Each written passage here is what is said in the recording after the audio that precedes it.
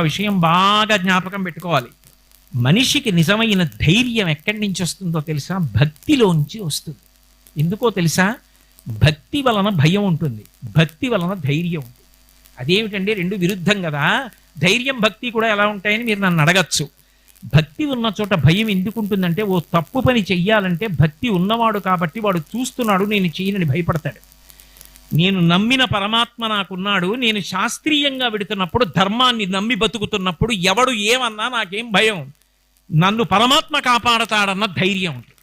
అందుకే ఆరోగ్యవంతమైన భయాన్ని, గొప్ప ధైర్యాన్ని ఇవ్వగలిగినది ఏది అంటే భక్తి. భక్తి ఛాందసత్వం కాదు, సమస్త సుగుణములకు పెన్నిది భక్తి. అందుకంటున్నాడు ప్రహ్లాదుడంత ధైర్యంగా హిరణ్యకశిపుడితో, లేకపోతే మాట్లాడటమే ఆయనతోటి.